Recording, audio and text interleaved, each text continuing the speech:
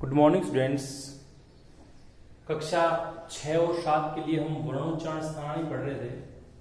उसमें हमने कल एक सारणी बनाई थी जिसके माध्यम से हमने सभी वर्णों का स्थान, स्वर, स्पर्श, अंतस्थ, ऊष्म, अयोगवा, संज्ञा आदि से अभिहित करके पढ़ा था कि किस प्रकार से कौन सा स्थान है उनका वाचन का, कितने स्वर उसमें आते हैं, कितने व्यंजनों को उसमें सम्मिलित किया गया है और क्या उनको संज्ञा दी गई है।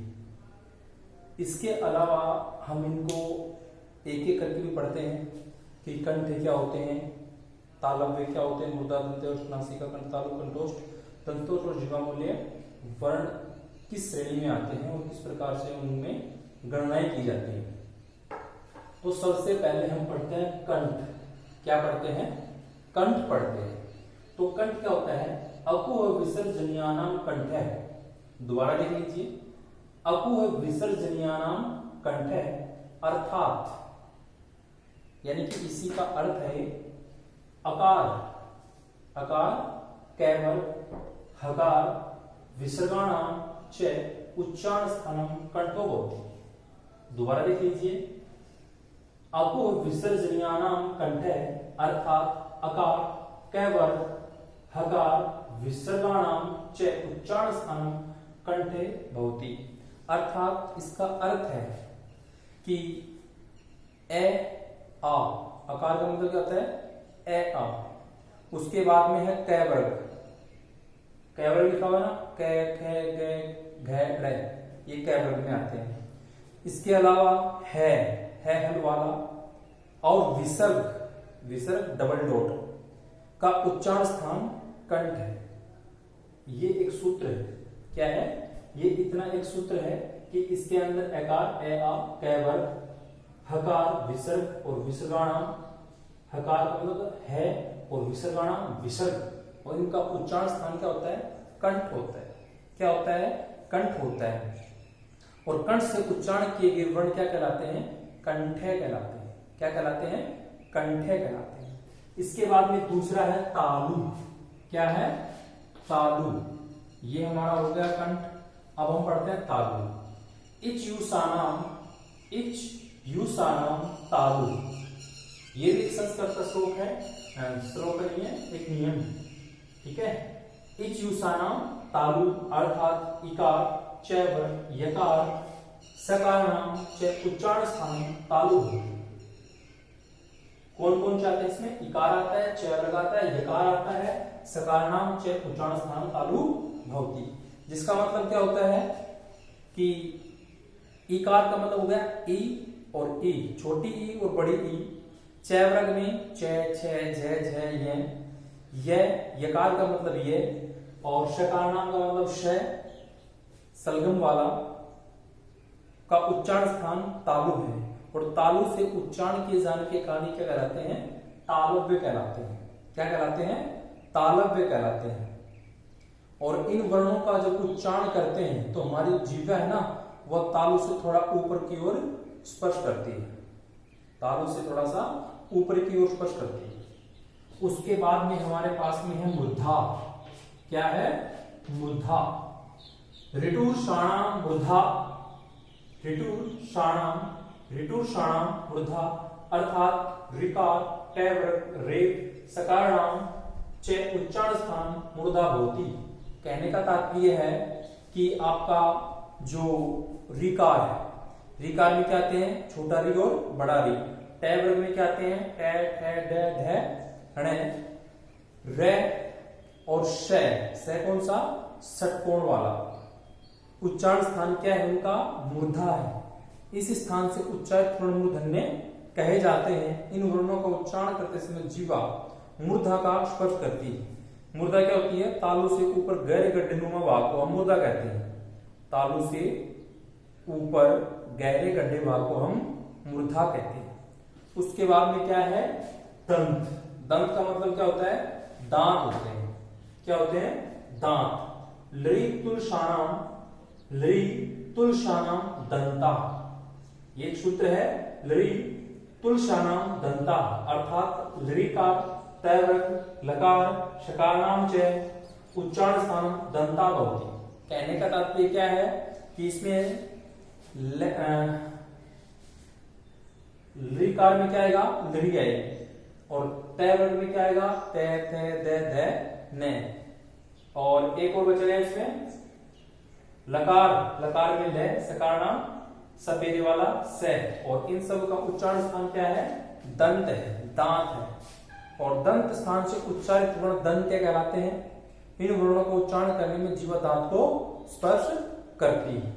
तो इस प्रकार से हम इनका विस्तृत अध्ययन कर रहे हैं कि हमारे जो भी मुख विवर में अंग हैं जिनकी सहायता से हम वर्णों का उच्चारण करते हैं, वो जब हम श्वास लेते हैं, वायु बाहर निकलती है तो किसी चीज को टच करके बाहर निकलती है।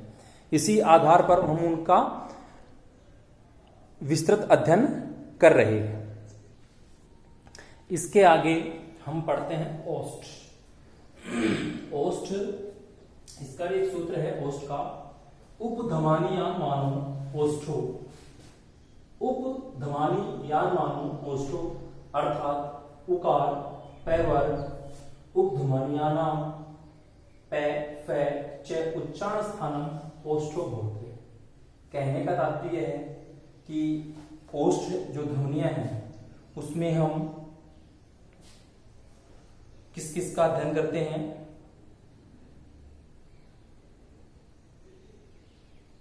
ऊ का, छोटा ऊ, बड़ा ऊ, पै वर्ग में पै फे बै भै मैं तथा उपध्वनिया पै और फे का उच्चारण स्थान ओष्ठ होता है। और इसी कारण ओष्ठ से उच्चारण किए जाने के कारण ये ध्वनियां ओष्ठे कहलाती हैं। इन वर्णों का उच्चारण करते समय दोनों ओष्ठ आपस में मिलते हैं, अतः इनका उच्चारण स्थान दोनों ओष्ठ है, यानी कि बिना होठों के इन ध्वनियों को उच्चारण करना संभव नहीं है। इसके बाद में हम पढ़ते हैं नासिका। क्या पढ़ते हैं, नासिका। नासिका क्या है, ये मंडाना नाम नासिका च, ये मंडाना नाम नासिका च, अर्थात ये में डे णे ने इत्येतेषु वर्णात् उच्चारण स्थानम नासिका भवति। जहां पर हमारे पास में पंचम वर्ण है, पांचों जो वर्ग हैं, कै वर्ग, च वर्ग, टे वर्ग, ते वर्ग और पै वर्ग, इनके अंतिम वर्ण है, उनका उच्चारण स्थान नासिका है। इसमें क्या होता है, जैसे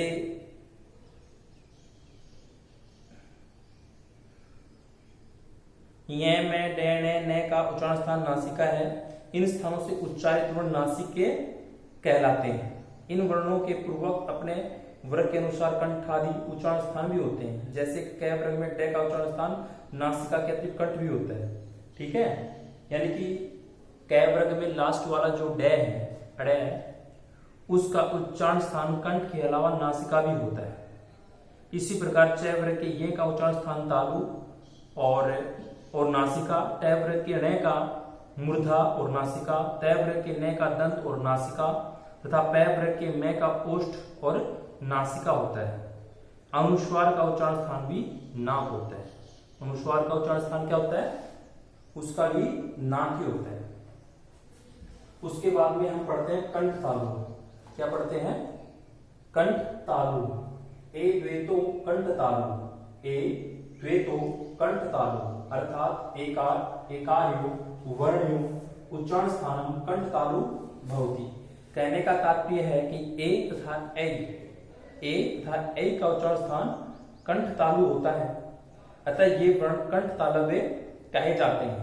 ए और ई के संयोग से ए तथा ए और ए के संयोग से ए बनता है, ठीक है।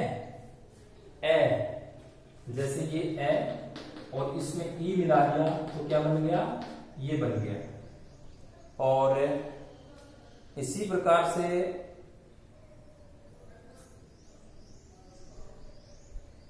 ए और ए के संयोग से ए बनता है, ठीक है। इन दोनों का निर्माण इस प्रकार से होता है। अतः ए तथा ए के उच्चारण में कंठ तथा तालु दोनों का सहयोग लिया जाता है।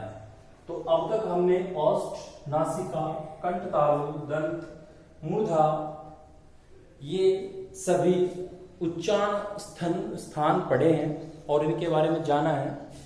आगे हम पढ़ते हैं कंठोष्ठ। तो कंठोष्ठ का एक सूत्र होता है ओदतो कंठोष्ठम। ओदतो कंठोष्ठम अर्थात ओकार ओकारयो वर्णयो उच्चारण स्थान कंठोष्ठ होती है। ओ और औ हमने पढ़ा भी है इनका सारणी के माध्यम से। तो इसमें ओ था, औ का उच्चारण स्थान कंठोष्ठ होता है, अतः ए प्लस उ बराबर ओ था, ए प्लस ओ बराबर ओ बनते हैं। कहने का तात्पर्य है कि ए प्लस उ बराबर ओ बनता है और ए प्लस ओ बराबर औ बनता है। ठीक है, इस चीज को ध्यान रखना।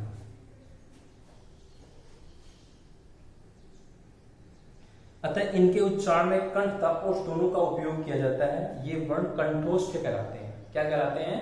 कंठोष्ठ। उसके बाद में दंतोष्ठ। दंतोष्ठ में क्या होता है? इसका एक सूत्र होता है वकारस्य दंतोष्ठम। वकारस्य दंतोष्ठम अर्थात वकारस्य उच्चारण स्थानम दंतोष्ठ भवति। वकारस्य में सिर्फ हमारा जो व्यंजन है वह उसको सम्मिलित किया जाता है और उसका उच्चारण दंतोष्ठ के माध्यम से किया जाता है, इसलिए ये जो उच्चारण स्थान है दंतोष्ठ कहलाता है।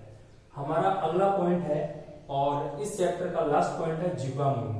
तो जिह्वामूलस्य जिह्वामूलम अर्थात जिह्वामूलस्य कै ख उच्चारण स्थानम जिह्वामूलम अस्ति। यानी कि जिह्वामूल्य सिर्फ दो ध्वनियां हैं कै और ख, यानी कि इसमें सिर्फ जिह्वामूल्य ध्वनियों को ही सम्मिलित किया गया है। तो इस प्रकार से आपका उच्चारण स्थान यानी कि वर्णों का जो उच्चारण स्थान है वो अध्याय समाप्त होता है और इसके प्रश्न उत्तर और अभ्यास आपको नेक्स्ट वीडियो में या फिर लिखित पिक्चर के रूप में मिल जाएगी। धन्यवाद।